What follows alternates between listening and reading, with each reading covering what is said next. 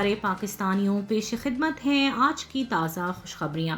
دنیا کو ماننا پڑے گا کہ پاکستان نے دہشت گردی کا بہت بہادری سے مقابلہ کیا۔ صدر مملکت ڈاکٹر عارف علوی نے مشترکہ پارلیمانی اجلاس سے خطاب کرتے ہوئے کہا ہے کہ دنیا کو ماننا پڑے گا کہ پاکستان نے دہشت گردی کا بہت بہادری سے مقابلہ کیا۔ وہ قومی اسمبلی کے چوتھے پارلیمانی سال کے آغاز کے موقع پر پارلیمان کے دونوں ایوانوں کے مشترکہ اجلاس سے خطاب کر رہے تھے۔ خیال رہے کہ آئین کے آرٹیکل 56(3) کے تحت پارلیمانی سال کے آغاز کے لیے صدارتی خطاب لازمی ہے۔ پارلیمان میں صدارتی خطاب کے موقع پر وزیر اعظم عمران خان بھی ایوان میں موجود تھے۔ ان کے علاوہ قائد حزب اختلاف شہباز شریف، پاکستان پیپلز پارٹی کے چیئرمین بلاول بھٹو زرداری اور سابق وزیر اعظم شاہد خاقان عباسی بھی شریک ہوئے۔ صدر عارف علوی کے نئے پارلیمانی سال کے آغاز پر اراکین پارلیمنٹ کو مبارکباد دیتے ہوئے اپنی تقریر کا آغاز کیا اور اس خواہش کا اظہار کیا کہ پاکستان میں جمہوری اقدار اور رواداری کی روایت پروان چڑھے۔ ہمسائے ممالک افغانستان میں گزشتہ ماہ کے وسط میں آنے والی تبدیلی کا ذکر کرتے ہوئے صدر مملکت نے کہا کہ طالبان رہنماؤں کے بیانات حوصلہ افزا ہیں۔ افغانستان کی تعمیر و ترقی میں دنیا کو اپنا کردار ادا کرنا چاہیے۔ انہوں نے دہشت گردی کے خلاف جنگ میں پاکستان کی قربانیوں کا ذکر کرتے ہوئے کہا کہ دنیا کو ماننا پڑے گا کہ پاکستان نے دہشت گردی کا بہت بہادری سے مقابلہ کیا۔ ان کا مزید کہنا تھا کہ کورونا کی منفی اثرات کے باعث دنیا کی تمام معیشتیں سکڑ گئیں، تاہم حکومت کی پالیسیوں کی وجہ سے پاکستان کی معیشت دنیا کے مقابلے میں بہتر رہی۔ آرمی چیف کا کور ہیڈ کوارٹرز کراچی کا دورہ، سول انتظامیہ سے تعاون پر تعریف۔ Chief of the army staff general Qamar Javed Bajwa نے کور ہیڈ کوارٹرز کراچی کا دورہ کیا، جہاں انہیں کراچی ٹرانسفارمیشن پلان سمیت داخلی سیکیورٹی پر بریفنگ دی گئی اور انہوں نے سول انتظامیہ سے تعاون پر کور کی خدمات کو سراہا۔ پاک فوج کے شعبہ تعلقات عامہ ISPR کی جانب سے جاری بیان کے مطابق chief of the army staff general Qamar Javed Bajwa نے کور ہیڈ کوارٹرز کا دورہ کیا، جہاں انہیں آپریشنل تیاریوں، ٹریننگ اور کور کے انتظامی امور سے تفصیلی آگاہ کیا گیا۔ بیان میں کہا گیا کہ چیف آف آرمی اسٹاف کو خاص طور پر صوبے کی داخلی سیکیورٹی کی صورتحال، امن و امان برقرار رکھنے کے لیے دیگر قانون نافذ کرنے والے اداروں سے تعاون کے لیے فوج اور پاکستان رینجرز کی کوششوں سے بھی آگاہ کیا گیا۔ ISPR نے کہا کہ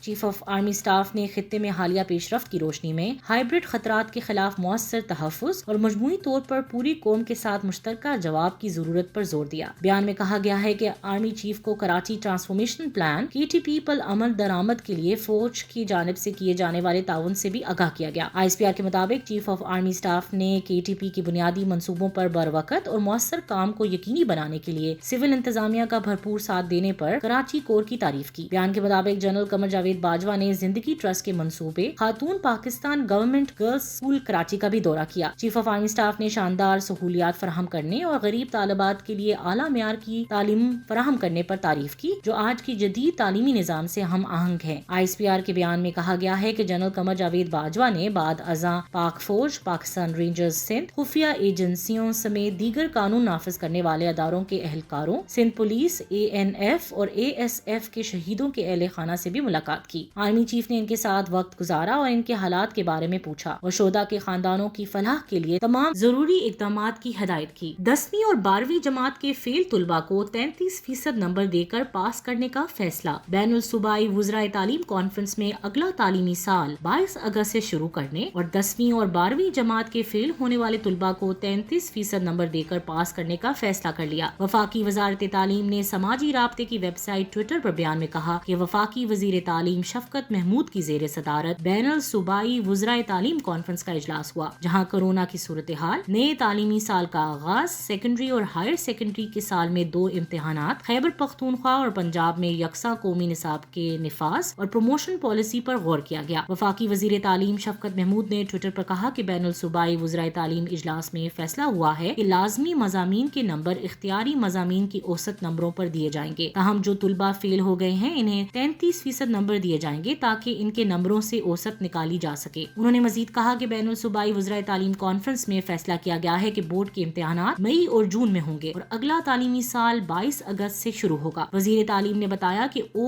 اور اے لیولز کے امتحانات شیڈول کے مطابق ہوں گے، جبکہ جماعت امتحانات کے لیے اپنا ٹائم ٹیبل خود بنائیں گی۔ ان کا کہنا تھا کہ وزرائے تعلیم نے فیصلہ کیا ہے کہ تمام کلاسز کا نصاب اپریل اور مئی تک مکمل کرنے کے امر کو یقینی بنایا جائے گا تاکہ منتخب نصاب کی بجائے مکمل نصاب سے امتحانات لیے جا سکیں۔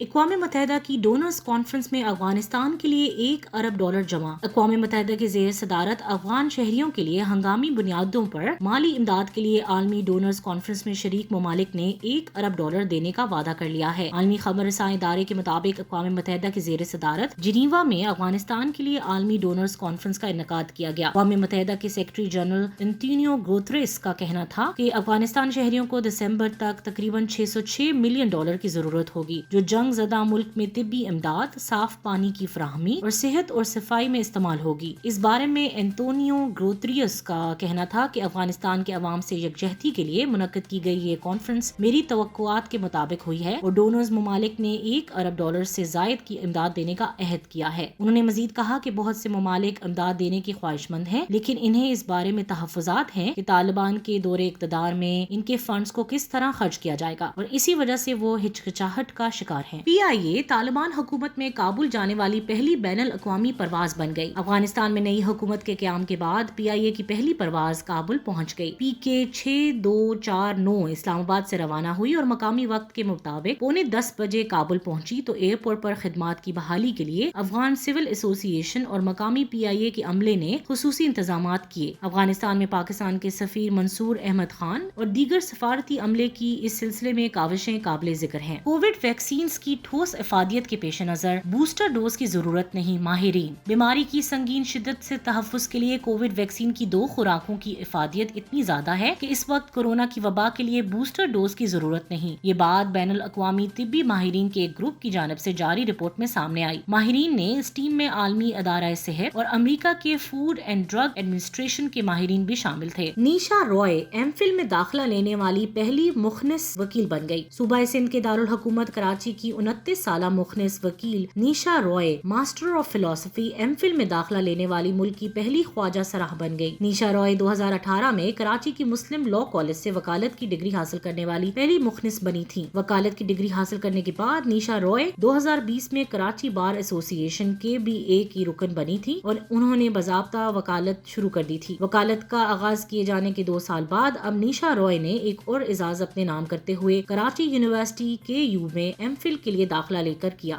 رمیز راجہ PCB کے بلا مقابلہ چیئرمین منتخب۔ پاکستان کے سابق کپتان رمیز راجہ پاکستان کرکٹ بورڈ PCB کے بلا مقابلہ نئے چیئرمین منتخب ہو گئے۔ PCB کے مطابق رمیز راجہ کا انتخاب متفقہ طور پر اور بلا مقابلہ کیا گیا۔ وہ کرکٹ بورڈ کے 36ویں چیئرمین ہیں جن کا انتخاب 3 سال کے لیے کیا گیا ہے۔ بورڈ کے نئے چیئرمین کے انتخاب کے لیے بورڈ آف گورنرز کا خصوصی اجلاس national high performance centre Lahore میں منعقد ہوا۔ PCB کے الیکشن کمشنر جسٹس ریٹائرڈ شیخ عظمت سعید نے انتخاب کرایا اور خصوصی اجلاس کی صدارت کی۔ میتھیو ہیڈن قومی ٹیم کے بیٹنگ اور ورنر فلنڈر بولنگ کوچ ہوں گے۔ نو منتخب chairman Pakistan cricket board Ramiz Raja نے اعلان کیا ہے کہ ورلڈ کپ کے لیے PCB نے میتھیو ہیڈن کو قومی ٹیم کے بیٹنگ اور ورنر فلنڈر کی بولنگ کوچ کی خدمات حاصل کر لی ہیں۔ عہدہ سنبھالنے کے بعد لاہور میں اپنی پہلی پریس کانفرنس کرتے ہوئے انہوں نے کہا کہ وزیر اعظم نے میری صلاحیتوں پر اعتماد کا اظہار کیا۔ اتنے بڑے لیڈر کے اعتماد کے اظہار سے کچھ کرنے کی خواہش میں اضافہ ہوا۔ ان کا مزید کہنا تھا کہ یہ آسان کام نہیں، ہم سب کو ٹیسٹ کیا جائے گا۔ انہوں نے کہا کہ مصباح الحق اور وقار یونس کا بھی شکریہ ادا کرتا ہوں جنہوں نے محنت اور دیانتداری سے کام کیا۔ رمیز راجہ کا مزید کہنا تھا کہ پاکستان کی تاریخ میں بہت کم کرکٹرز اس بورڈ کے چیئرمین بنے ہیں۔ ان کا کہنا تھا کہ کامنٹری باکس کا